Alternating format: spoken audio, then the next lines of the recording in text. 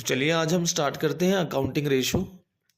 Accounting ratio आपके पास 12th commerce में एक बुक है एनालिसिस ऑफ फाइनेंशियल स्टेटमेंट, जिसमें चैप्टर नंबर 5 है जिसका नाम है अकाउंटिंग रेशो। अब सबसे पहले तो हम नेम को ही अगर डिस्कस करें तो रेशो, इसमें एक वर्ड आया तो रेशो का मीनिंग क्या होता है। रेशो है mathematical relationship between two numerical terms, कि दो न्यूमेरिकल टर्म्स के बीच में अगर हम कोई मैथमेटिकल रिलेशनशिप एस्टेब्लिश करते हैं तो उसको हम रेशो का नाम देते हैं। और जब ये वर्ड इसके साथ रेशो के साथ एक वर्ड ऐड हो जाए अकाउंटिंग रेशो, तो इट मींस यहाँ जो हम मैथमेटिकल रिलेशनशिप एस्टेब्लिश कर रहे हैं, जिन दो न्यूमेरिकल टर्म्स की हम बात कर रहे हैं, वो दो न्यूमेरिकल टर्म्स हमारी अकाउंटिंग स्टेटमेंट से आई हैं, फाइनेंशियल स्टेटमेंट से आई हैं। तो हम यहाँ पर क्या स्टडी करने जा रहे हैं अपने चैप्टर के अंदर, जो हमारी फाइनेंशियल स्टेटमेंट है उनमें से हम किन्हीं टू न्यूमेरिकल टर्म्स को उठाएंगे और उनके बीच में रिलेशनशिप एस्टेब्लिश करेंगे, उनके बीच में रिलेशनशिप फाइंड आउट करेंगे। तो हम यहाँ पर किस किस रेशो के बारे में डिस्कस करने वाले हैं। एक रेशो है हमारी लिक्विडिटी रेशो, सेकंड है सोल्वेंसी रेशो, थर्ड है एक्टिविटी रेशो जिसका अनदर नेम है टर्नओवर रेशो, फोर्थ नंबर पे हमारे पास आएगी प्रॉफिटेबिलिटी रेशो जिसका अनदर नेम है इनकम रेशो। तो आज जो हमारी ये वीडियो है ये सिर्फ लिक्विडिटी रेशो से रिलेट करती है। तो चलिए स्टार्ट करते हैं, लिक्विडिटी रेशो है क्या। अब रेशो का मीनिंग हम पता कर चुके हैं, लेकिन उससे पहले हमारे पास एक वर्ड आया लिक्विडिटी। अब लिक्विडिटी का मीनिंग किससे होता है। Liquidity means ability, ability of the firm to meet its current liability as and when they become due for payment. कि जब करंट लाइबिलिटी मेनली हम किसको इंक्लूड करते हैं करंट लाइबिलिटी में, हमारी वो ऑब्लिगेशन जिनकी पेमेंट या वो लाइबिलिटी जिसकी पेमेंट हमने विद इन 1 ईयर करनी है। अब वो विद इन 1 ईयर कब से काउंट होगा, जिस डेट को आपके पास वो फाइनेंशियल स्टेटमेंट है, क्योंकि हर एक फाइनेंशियल स्टेटमेंट कब बनाई गई है उसकी डिटेल हम सब हेडिंग में चेक करते हैं। तो फाइनेंशियल स्टेटमेंट जिस भी डेट को बनी हुई है उसके 1 साल के अंदर अंदर आपने जिस भी लाइबिलिटी की पेमेंट करनी है वो आपकी करंट लाइबिलिटी होती है। कि जैसे ही वो करंट लाइबिलिटी ड्यू होगी पेमेंट के लिए, आप उसकी पेमेंट कर पाओगे या नहीं कर पाओगे, उसको पे करने की जो हमारी एबिलिटी होती है, करंट लाइबिलिटी को पे करने की जो एबिलिटी होती है, उसको हम नाम देते हैं लिक्विडिटी का। अब नेक्स्ट नंबर पे हमारे पास आता है कि लिक्विडिटी रेशो हम क्यों कैलकुलेट करते हैं। तो सिंपल सा पॉइंट है, हम लिक्विडिटी रेशो क्यों कैलकुलेट कर रहे हैं। लिक्विडिटी का मीनिंग है एबिलिटी, जो एबिलिटी एक फर्म की कि वो अपनी करंट लाइबिलिटी को पे कर देगी या नहीं कर देगी। और लिक्विडिटी रेशो से हम यही चीज चेक करते हैं। Liquidity ratio used to assess the short term financial position of the firm. कि कोई भी देखो एनालिसिस कर रहे हैं हम फाइनेंशियल स्टेटमेंट का, बुक का नाम ही हमारा क्या है, analysis of financial statement. It means आपके सामने एक फाइनेंशियल स्टेटमेंट है, आप उस ऑर्गेनाइजेशन को 1 ईयर के लिए कोई लोन फैसिलिटी या आप उसको उधार में कोई गुड्स प्रोवाइड कराओगे या नहीं कराओगे, लेकिन उसको 1 ईयर के लिए आप शॉर्ट टर्म लोन फैसिलिटी या उसको क्रेडिट फैसिलिटी या गुड्स जो है क्रेडिट पे अवेलेबल कराओगे या नहीं कराओगे, इससे पहले हम उसकी क्या चेक करते हैं, लिक्विडिटी रेशो चेक करते हैं। और लिक्विडिटी रेशो किस लिए चेक की जाती है, क्या फाइंड आउट किया जाता है इससे, तो वो ये है कि liquidity ratio used to assess the short term financial position of a firm और ऑर्गेनाइजेशन। इस पर्पस के लिए हम क्या चेक करते हैं, मार्जिन चेक करते हैं उसके करंट असेट्स या लिक्विड असेट्स का करंट लाइबिलिटी के साथ, कि इनका मार्जिन क्या है, कि उसकी करंट लाइबिलिटी कितनी है और करंट लाइबिलिटी के कंपैरिजन में करंट असेट्स कितनी है, लिक्विड असेट्स कितनी है। और जब हम उसको उसके साथ कंपेयर करते हैं तो हमें इससे उस फर्म की शॉर्ट टर्म फाइनेंशियल पोजीशन का पता चलता है। शॉर्ट टर्म फाइनेंशियल पोजीशन का पता चलता है कि whether it is capable to pay out its short term liability और नॉट। तो अब हम यहाँ चेक करने वाले हैं, देखो लिक्विडिटी रेशो हम 2 तरह की रेशो को कैलकुलेट करते हैं। कि जो हमारी लिक्विडिटी रेशो है इसमें हम करंट रेशो फाइंड आउट करेंगे। करंट रेशो का अनदर नेम है वर्किंग कैपिटल रेशो। इसके अलावा हम क्विक रेशियो फाइंड आउट करेंगे। क्विक रेशियो का another name acid test ratio है, इसी को ही हम लिक्विड रेशियो भी बोलते हैं। आपको ध्यान रखना ये लिक्विडिटी रेशियो है और ये लिक्विड रेशियो है, इसमें आपको कंफ्यूज नहीं होना है। जब भी आपसे पूछे लिक्विडिटी रेशियो फाइंड आउट करो, तो लिक्विडिटी रेशियो का मीनिंग करंट रेशियो से भी है और क्विक रेशियो से भी है। लेकिन जब आपको कहा जाए सिर्फ लिक्विड रेशियो फाइंड आउट करो, तो उस केस में हम क्विक रेशियो, जिसका नजर नेम एसिड टेस्ट रेशियो है, लिक्विड रेशियो है, हम सिर्फ इसकी बात कर रहे होंगे। तो यहाँ हमें सबसे पहले एक चीज को चेक करना है कि जो हमारी करंट लायबिलिटी है, हमें करनी है इसकी पेमेंट। लिक्विडिटी रेशियो हम सिर्फ ये चेक करते हैं कि फर्म अपनी करंट लायबिलिटी को पे कर पाएगी या नहीं कर पाएगी। अब पॉइंट ये है कि करंट लायबिलिटी की पेमेंट करने के लिए वो करंट लायबिलिटी को किसके साथ कंपेयर कर रही है। जैसे हमने यहाँ डिस्कस किया था कि ये मार्जिन असेस करती है कि मार्जिन कितना है हमारा करंट असेट्स करंट लायबिलिटी में। लेकिन यहाँ हम सिर्फ करंट असेट्स के साथ इसको कंपेयर नहीं करते, हम इसको लिक्विड असेट्स के साथ भी कंपेयर करते हैं। तो जनरली करंट लायबिलिटी को हम कंपेयर करके देखते हैं करंट असेट्स के साथ, उन असेट्स के साथ which are likely to be convert in cash और cash equivalent within 12 month. और ये 12 मंथ कब से काउंट होंगे ये हम डिस्कस कर चुके हैं। ये 12 मंथ काउंट होंगे from the date of balance sheet और within the operating cycle period, कि या तो वो बैलेंस शीट से के बाद 1 साल के अंदर अंदर कैश में कन्वर्ट होती हो असेट्स, या वो ऑपरेटिंग साइकिल पीरियड जो है उसमें कैश में कन्वर्ट हो सकती है। हम ऐसी असेट्स से उसको कंपेयर करेंगे, या हम ऐसी असेट्स से उन करंट लायबिलिटी को कंपेयर करके देखेंगे जो असेट्स बड़ी ही जल्दी कैश में कन्वर्ट हो जाएगी वेरी शॉर्टली। वैसे इसके लिए जो टाइम है जनरली हम कंसीडर क्या करते हैं, जो 3 मंथ्स कि जो 3 मंथ्स के नियर अबाउट कैश में कन्वर्ट हो जाती है, 3 मंथ्स या उससे पहले ही कैश में कन्वर्ट हो जाती है, वो असेट्स हमारी क्विक असेट्स होती है। तो मेनली पॉइंट क्या है कि करंट लायबिलिटी को हम यहाँ किसके साथ कंपेयर करें, किसके साथ मार्जिन चेक कर रहे हैं, किसके साथ कंपेयर उसको करके मार्जिन चेक कर रहे हैं।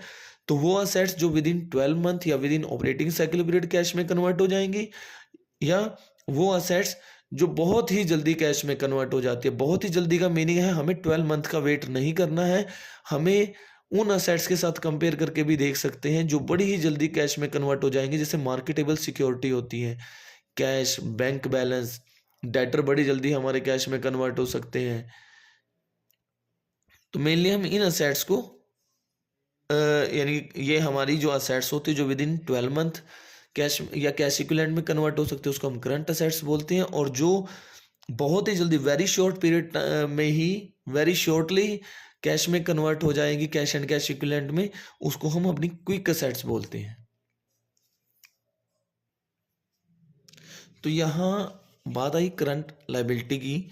तो करंट लायबिलिटी को जो अगर वो जिस असेट्स को हम 12 मंथ की बात कर रहे हैं जो विद इन 12 मंथ या with in operating cycle period cash या कैश इक्विवेलेंट में कन्वर्ट हो जाएगी, उसको हम नाम देते हैं करंट असेट्स का।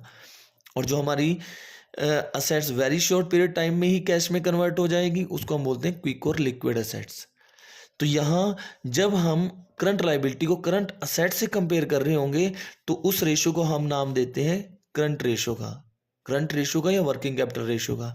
और जब हम अपनी करंट लायबिलिटी को कंपेयर कर रहे होंगे लिक्विड असेट्स के साथ, क्विक असेट्स के साथ, तो हम इसको नाम देंगे लिक्विड रेशियो का या क्विक रेशियो का या एसिड टेस्ट रेशियो का। अब पॉइंट ये आता है कि करंट असेट्स में और लिक्विड असेट्स में डिफरेंस किस चीज का है। तो एक छोटा सा डिफरेंस है कि जो आपकी करंट असेट्स हैं, जो असेट्स आपकी विद इन 12 मंथ कैश या कैश इक्विवेलेंट में कन्वर्ट हो जाएंगे, आप उनमें से उन असेट्स को एक्सक्लूड कर दीजिए जो आपको लगता है कि बहुत जल्दी कैश में कन्वर्ट नहीं होगी, उसको कैश में कन्वर्ट करने में बहुत ज़्यादा टाइम लग जाएगा। अब जनरली हम अगर देखें तो हमारी करंट असेट्स में तो इन्वेंट्री है, क्योंकि इन्वेंट्री को पहले आप सेल करोगे, हो सकता है कि वो सेल क्रेडिट बेसिस पे हो, फिर वो आपके डेटर बन जाएंगे, डेटर के बाद डेटर से रिकवरी करोगे, तो हो सकता है बहुत ज़्यादा टाइम लग सकता है। और क्योंकि गुड्स को सेल करना ये आपके हाथ में नहीं है, कस्टमर कब आएगा, कब वो गुड्स को परचेज करेगा, इसका मतलब सेल कि it has to be sold before converting into cash. तो क्योंकि हमें पहले उसको सेल करना पड़ेगा कैश में कन्वर्ट करने में, क्योंकि हमारी कंडीशन क्या है कि लिक्विड असेट्स हो या चाहे करंट असेट्स हो, वो या तो 1 year with in 1 year cash में कन्वर्ट होती हो या ऑपरेटिंग साइकिल पीरियड में, या वेरी शॉर्ट पीरियड में ही कैश में कन्वर्ट हो जाए। मतलब लेकिन यहाँ इन्वेंट्री को कैश में कन्वर्ट करने से पहले सेल करना पड़ेगा, और सेल कब होगी ये हम नहीं कह सकते, हम सिर्फ एफर्ट कर सकते हैं एडवर्टाइजमेंट की हेल्प से, लेकिन सेल कब होगी ये हम नहीं कह सकते। इसलिए इसका मतलब इन्वेंट्री को कैश एंड कैश इक्विवेलेंट में कन्वर्ट करने में टाइम लग सकता है। इसलिए हम अपनी करंट असेट्स में से इन्वेंट्री को क्या करते हैं, एक्सक्लूड कर देते हैं अगर हमें क्विक असेट्स चाहिए। इसके अलावा प्रीपेड एक्सपेंसेस। अब प्रीपेड एक्सपेंसेस को क्यों, क्योंकि प्रीपेड आप कोई भी एक्सपेंसेस अगर एडवांस में पे कर देते हो तो बहुत ही कम चांसेस होते हैं कि उसकी वो कैश में कन्वर्ट होगा, वो तो नेक्स्ट टाइम एडजस्ट ही होगा। अगर आपने एडवांस में रेंट पे कर दिया है तो रेंट बहुत ही कम चांसेस होते हैं कि हम रेंट की अमाउंट वापस लेते हैं उनसे, वो क्या होता है नेक्स्ट रेंट के साथ, नेक्स्ट मंथ के या नेक्स्ट ईयर के रेंट के साथ एडजस्ट हो जाता है। आप इलेक्ट्रिसिटी चार्जेस अगर एडवांस में पे कर देते हो या कोई एक्सपेंसेस है जो आप एडवांस में पे कर देते हो तो वो नेक्स्ट टाइम के बिल के साथ एडजस्ट होता है, कैश में कन्वर्ट नहीं होता है। इसीलिए हमें क्या करना है, लिक्विड असेट्स फाइंड आउट करने के लिए हम क्या करते हैं, करंट असेट्स में से इन्वेंट्री और प्रीपेड एक्सपेंसेस को माइनस कर देते हैं तो हमें लिक्विड असेट्स मिल जाती है। तो सिंपल सा कंडीशन है, करंट असेट्स आपकी जितनी भी होंगी उसमें से आप इन्वेंट्री को स्किप कर दीजिए और साथ के साथ प्रीपेड एक्सपेंसेस को, आप क्विक असेट्स पे पहुंच जाओगे। तो चलिए अब हमें ये पता हो कि करंट लायबिलिटी में, अब हमें इतना देखो कन्फर्म हो गया कि फॉर्मूला हमें समझ में आ गया होगा कि लिक्विड रेशियो और कुछ भी नहीं है। लिक्विड रेशियो में तो हम ये चेक करते हैं कि फर्म की शॉर्ट टर्म फाइनेंशियल पोजीशन कैसी है, कि whether it is able to pay out its short term liability और नॉट। लेकिन उस पर्पस के लिए हम उसको करंट असेट से भी कंपेयर करते हैं और क्विक असेट से भी कंपेयर करते हैं। जब आप करंट असेट से इसको कंपेयर करते हो तो वो रेशो बन जाती है करंट रेशो, और जब आप लिक्विड असेट्स के साथ इसको कंपेयर करते हैं तो वो बन जाती है लिक्विड रेशियो। तो इतना तो कन्फर्म है, कंपैरिजन में एक चीज कॉमन है, वो है करंट लायबिलिटी। तो जब हम इस फॉर्मूला की बात करेंगे उस फॉर्मूला में भी करंट लायबिलिटी रहेगा, और जब हम लिक्विड रेशियो की बात करेंगे उसमें भी करंट लायबिलिटी हमेशा रहेगी। चेंज होगा तो क्या होगा, करंट रेशियो के फॉर्मूला में करंट असेट्स यूज होगी करंट लायबिलिटी के साथ, और क्विक रेशियो में करंट लायबिलिटी के साथ क्विक असेट्स आएंगी। तो अब हमारा नेक्स्ट पॉइंट क्या है, वो ये है कि आपको ये पता हो कि करंट लायबिलिटी में किस किस चीज़ को इंक्लूड किया जाता है, करंट असेट्स में किस चीज़ को इंक्लूड किया जाता है, और क्विक असेट्स में किस चीज़ को इंक्लूड किया जाता है। कौन सी असेट्स हैं जो करंट असेट्स में आएंगी और कौन सी असेट्स लिक्विड असेट्स या क्विक असेट्स में आएंगी। सबसे पहले डिस्कस करते हैं करंट लायबिलिटी क्या है। तो सबसे पहले अगर हम बात करें करंट लायबिलिटी की, करंट लायबिलिटी में क्या आता है, करंट लायबिलिटी में वो सभी लायबिलिटी आएंगी विच वी हैव टू पे विद इन द वन, यानी कि विद इन 12 मंथ। अब वो 12 मंथ कब से काउंट होंगे, पॉइंट अभी भी वही है कि जिस डेट को आपकी बैलेंस शीट प्रिपेयर हुई है उस डेट से लेके आपने वो 12 मंथ काउंट करने हैं, या इसकी पेमेंट तो 12 मंथ के अंदर अंदर हो या with in operating cycle period हो। अब यहाँ से एक क्वेश्चन ये भी अराइज होता है कि मैं बार बार एक ऑपरेटिंग साइकिल वर्ड यूज कर रहा हूँ, ये ऑपरेटिंग साइकिल पीरियड क्या होता है। तो ऑपरेटिंग साइकिल पीरियड क्या है, ये ऑपरेटिंग साइकिल पीरियड का मीनिंग होता है टाइम से, टाइम किस किस के बीच का, time between acquisition of assets and their realisation in cash. आपने जब असेट्स को एक्वायर किया, उस असेट्स को एक्वायर करने के बाद उससे कैश रियलाइज करने में आपको जितना भी टाइम लगता है, जैसे आपकी करंट असेट्स है, जैसे आपने क्या किया, सबसे पहले कैश था आपके पास, उस कैश से आपने क्या किया, इन्वेंट्री परचेज की, रॉ मटेरियल परचेज किया, रॉ मटेरियल से आपने उस पे फर्दर प्रोसेसिंग परफॉर्म की तो वो वर्क इन प्रोग्रेस में कन्वर्ट हुआ, वर्क इन प्रोग्रेस से वो फिनिश्ड गुड्स में कन्वर्ट हुआ, फिनिश्ड गुड्स के बाद फिर वो सेल में कन्वर्ट हुआ, यानी फिनिश्ड गुड्स के बाद जब वो सेल में कन्वर्ट हुआ, सेल में कन्वर्ट होने के बाद अगर वो क्रेडिट्स पे सेल हुआ है तो उससे उसको दोबारा कैश में कन्वर्ट करने में ये जितना भी टाइम लगता है, शुरुआत में हमने इन्वेंट्री परचेज की कैश से और उस इन्वेंट्री को दोबारा कैश में रियलाइज होने में कितना टाइम लगा, उस टाइम को हम ऑपरेटिंग साइकिल पीरियड बोलते हैं। तो यहाँ जो हम ये डिस्कस कर रहे हैं कि करंट लाइबिलिटी का मतलब उस लाइबिलिटी से है जिसकी पेमेंट आपको या तो विद इन 12 मंथ करनी है या with in operating cycle period करनी है। और ये ऑपरेटिंग साइकिल पीरियड जो है हर एक ऑर्गेनाइजेशन का अलग अलग हो सकता है, लेकिन जिन ऑर्गेनाइजेशन को operating cycle period find out करने में प्रॉब्लम आती है, एग्जैक्टली नहीं फाइंड आउट किया जाता, उनका ऑपरेटिंग साइकिल पीरियड हम 12 मंथ ही कंसीडर करते हैं।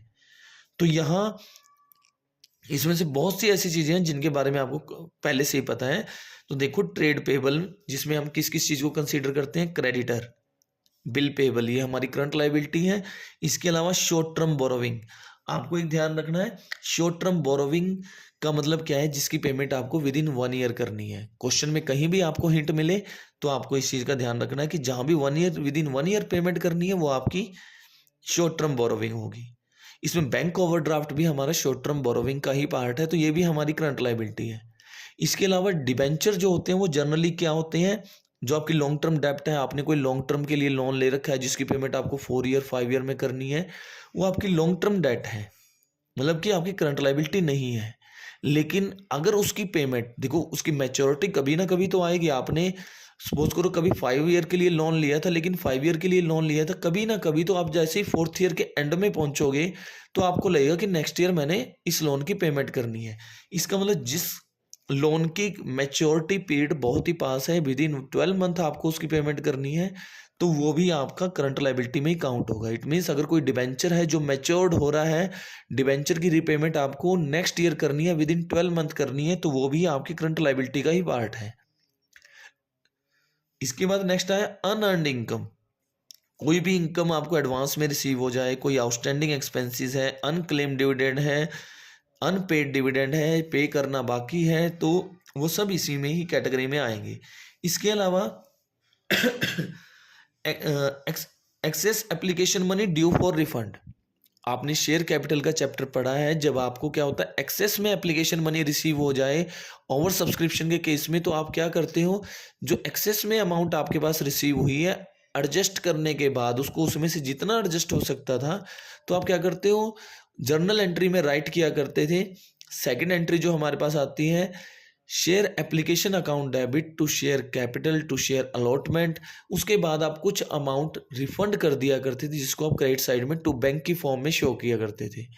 तो जो अमाउंट अभी आपने रिफंड करनी है, 31 मार्च को आपने फाइनेंशियल स्टेटमेंट बनाई, लेकिन वो अमाउंट अभी तक आपने रिफंड नहीं की है, एक्सेस एप्लीकेशन मनी जो आपके पास आई है, तो वो भी आपकी करंट लाइबिलिटी है, क्योंकि वो आपने रिफंड करनी है।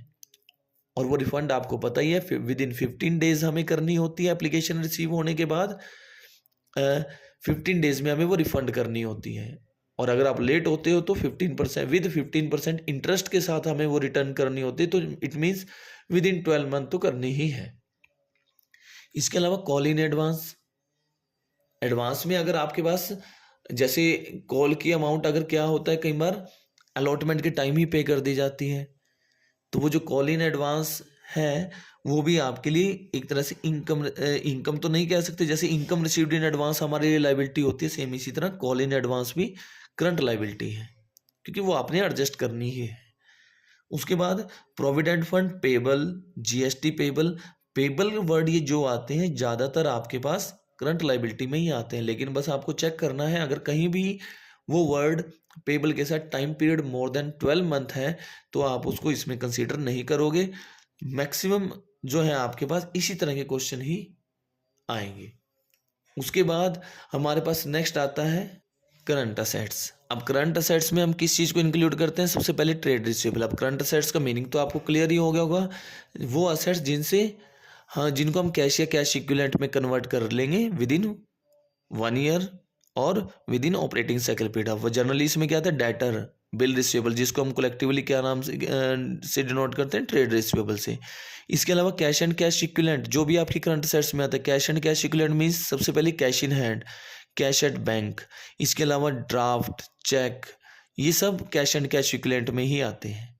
उसके अलावा करंट इन्वेस्टमेंट जहाँ भी आएगी, करंट इन्वेस्टमेंट आए, शॉर्ट टर्म इन्वेस्टमेंट आए, तो आपको वो करंट असेट्स में ही काउंट करनी है। लेकिन एक चीज़ का ध्यान रखना, कहीं भी अगर एक अकेला वर्ड इन्वेस्टमेंट आए या लॉन्ग टर्म इन्वेस्टमेंट वर्ड लिखा हुआ मिले तो हमारी ये करंट इन्वेस्टमेंट नहीं होती है, नॉन करंट इन्वेस्टमेंट होती है, इसलिए मैंने यहाँ क्रॉस का साइन यूज़ किया है कि अकेला इन्वेस्टमेंट वर्ड आए तो वो हमारी करंट इन्वेस्टमेंट नहीं है। लॉन्ग टर्म इन्वेस्टमेंट आई है तो क्लियर ही है कि इसको भी हमें यहाँ कंसिडर नहीं करना अपनी करंट असेट्स में। इसके बाद हमारे पास आता है short term loan and advances. अब short term loan and advance, ये वो लोन और एडवांस नहीं है जो हमने पब्लिक से लिए हैं या किसी फाइनेंशियल इंस्टीट्यूट से लिया है। ये वो लोन है, ये वो एडवांस है जो हमने किसी को दिया है। तो अगर हमने किसी को लोन दे रखा है शॉर्ट टर्म लोन, या हमने एडवांस की फॉर्म में किसी को कुछ पेमेंट कर रखी है और जिसके बदले में हमें विद इन 1 ईयर वो लोन जिसको हम रिकवर कर लेंगे विद इन 1 ईयर, या जो एडवांस हमने किसी को पे कर रखा है उसके बदले में हमें गुड्स मिल जाएंगी या कोई असेट्स मिल जाएगी, लेकिन विद इन 1 ईयर मिल जाएगी, तो वो एडवांस भी हमारा करंट असेट्स में काउंट होगा। इसके बाद इन्वेंट्रीज और प्रीपेड एक्सपेंसेस, एक्रूड इनकम और अदर कोई भी एसेट्स जो कैश एंड कैश इक्विवेलेंट में कन्वर्ट हो जाएगी विद इन 1 ईयर, वो हम यहाँ इंक्लूड करते हैं। अब यहाँ कुछ चीज़ें हैं जो आपको ध्यान रखनी है। अब वो यहाँ ध्यान क्या रखनी है, सबसे पहले बात करें ट्रेड रिसीवेबल। अब ट्रेड रिसीवेबल में तो डेटर भी आता है और डेटर तो कुछ डाउटफुल भी होते हैं हमारे पास। तो आपको ये ध्यान रखना है, हम ये क्यों चेक कर रहे हैं, हम करंट रेशो क्यों फाइंड आउट कर रहे हैं। हम तो ये चेक कर रहे हैं कि अगर आज की डेट में हम उस फर्म को, उस ऑर्गेनाइजेशन को या कंपनी को उधार में सामान सेल करते हैं, क्रेडिट पे गुड्स प्रोवाइड करते हैं उसको, तो क्या वो हमारी पेमेंट कर देगी। तो अब वो हमारी फर्म की पेमेंट कर देगी या नहीं कर देगी, इसके लिए हम ये चेक करते हैं कि उस फर्म के पास करंट असेट्स कितनी है। हम ये चेक करते हैं उसके पास कितनी ऐसी असेट्स हैं जो विद इन 1 ईयर या बहुत ही कम टाइम में कैश में कन्वर्ट हो जाएगी। अब पॉइंट यहाँ ये है कि अगर डेटर में से कुछ हमारे डेटर ऐसे हैं जो डाउटफुल हैं, कुछ कस्टमर ऐसे हैं जो डाउटफुल हैं, जिनसे रिकवरिंग के चांसेस कम है, तो साफ सी बात है हम उसको क्यों कंसीडर करेंगे। हमें तो ये देखना है कि वो फर्म हमारी जो लाइबिलिटी है वो पे कर दे, जो लाइबिलिटी होगी जो हम उसको उधार में आज सामान सेल कर रहे हैं वो उसकी पेमेंट कर देगी या नहीं। तो हम तो सिर्फ उस करंट असेट्स को कंसीडर करेंगे जिसका हमें कन्फर्म है कि पेमेंट आ जाएगी। अगर आपको लगता है डेटर में से कुछ कस्टमर ऐसे हैं, हमारे पास कुछ डेटर ऐसे हैं जो डाउटफुल हैं कि उनसे अमाउंट मिलने के चांसेस कम है, तो आप एक काम करना, उसको डेटर में कंसीडर ही नहीं करना, क्योंकि हमें तो सिर्फ उन करंट असेट्स को कंसीडर करना है जिनका कन्फर्म है कि 1 साल के अंदर अंदर हमें रिकवरी हो जाएगी, उनको कैश में हम कन्वर्ट कर लेंगे।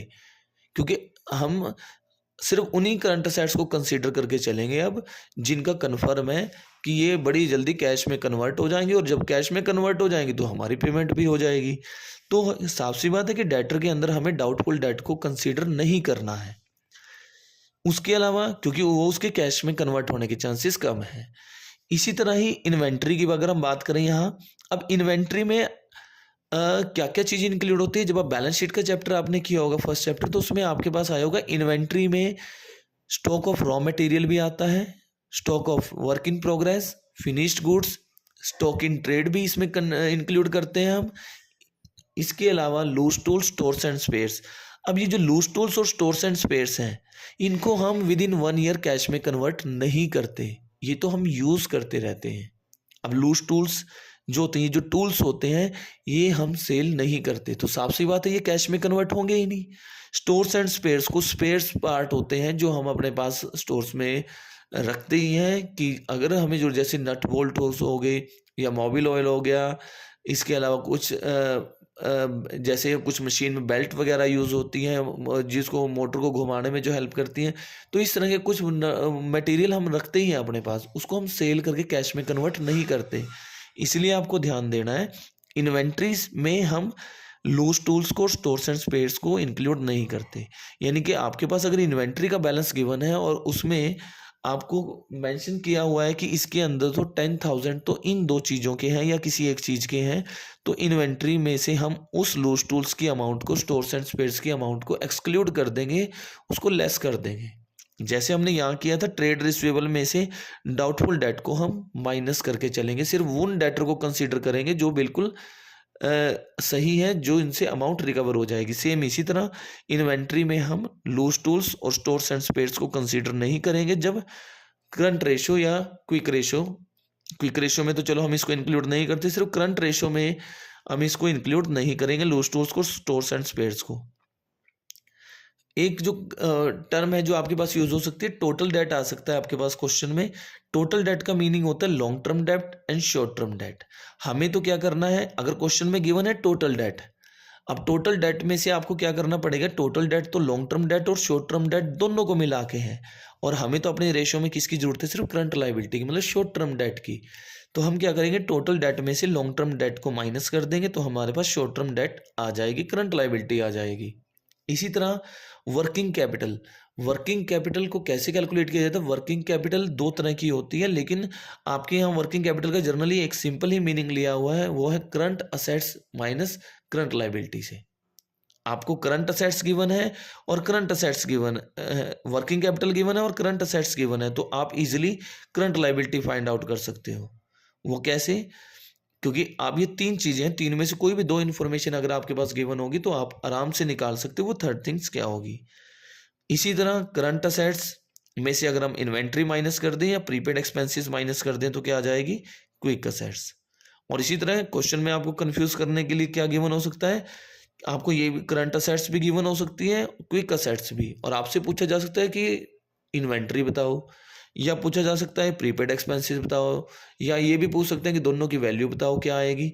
तो आपको करना क्या है, करंट असेट्स, देखो ये फॉर्मूला यही है, current assets minus inventory minus prepaid expenses is equal to quick assets. अगर आपसे पूछे इन्वेंट्री क्या है तो साफ सी बात है, आपको इन्वेंट्री या प्रीपेड पूछें तो आपको करंट असेट्स और क्विक असेट्स की वैल्यू गिवन मिलेगी, तो उस केस में ये फॉर्मूला यूज करेंगे, quick assets minus current assets minus quick assets equal to inventory. Inventory पूछते हैं तो तब भी यही फॉर्मूला है, और अगर प्रीपेड एक्सपेंसेस पूछते हैं तो इसका मतलब इनका डिफरेंस प्रीपेड एक्सपेंसेस के इक्वल है, और अगर पूछते हैं दोनों की वैल्यू बताओ तब भी इन दोनों का मीनिंग भी यही आएगा।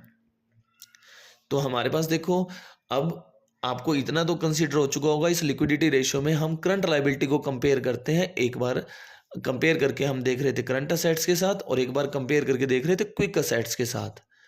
तो अगर आप इसमें दो ही फॉर्मूला यूज होंगे, तो क्विक रेशियो और करंट रेशियो। करंट रेशियो में हम करंट लायबिलिटी को कंपेयर करते हैं करंट असेट्स के साथ, क्विक रेशियो में हम करंट लायबिलिटी को कंपेयर करते हैं क्विक असेट्स के साथ। और हमें यह ध्यान रखना है, अगर किसी ऑर्गेनाइजेशन में करंट असेट्स हमारी करंट लायबिलिटी का 2 टाइम्स है तो हम उसको आइडल रेशियो मानते हैं, हम अपने आप को सिक्योर समझते हैं कि ऐसी ऑर्गेनाइजेशन को के साथ डील करना हमारे लिए सेफ रहेगा।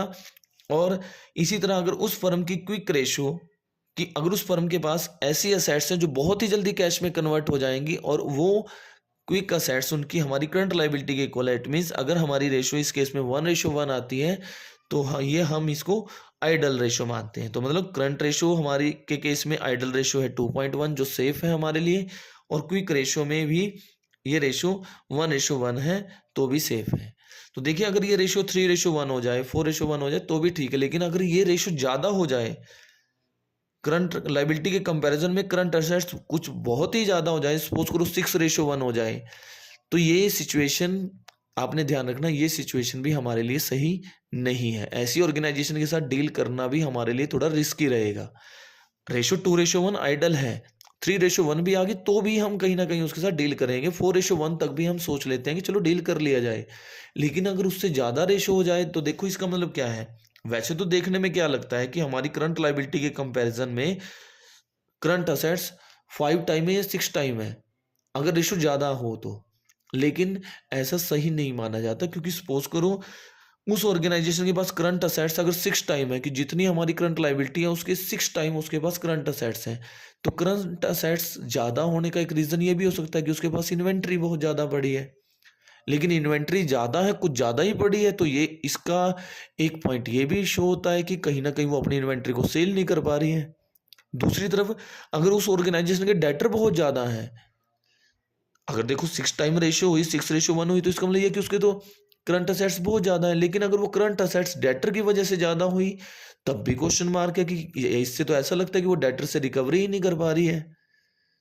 तो इन्वेंट्री बहुत ज़्यादा है तो इसका मतलब वो सेल नहीं कर पा रही है।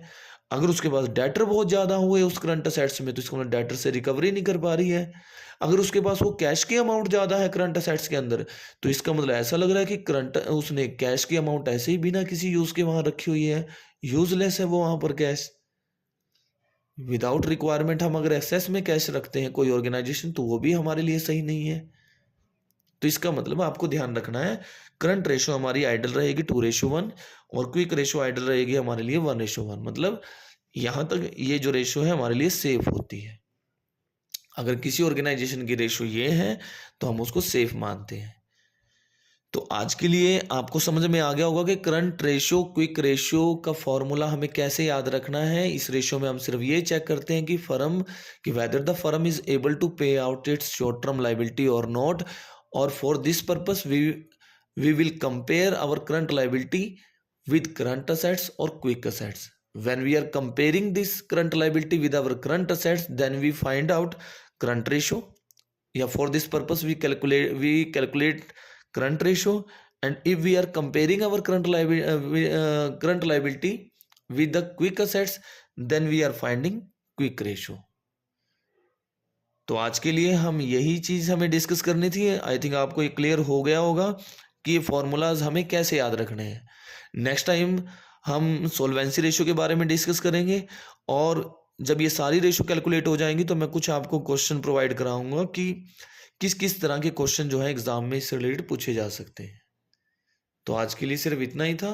आप इसको बार बार चेक करते रहिए, और एक बार भी अगर अच्छे से आप इसको टाइम दोगे, ये अच्छे से आपको क्लियर हो जाएगी।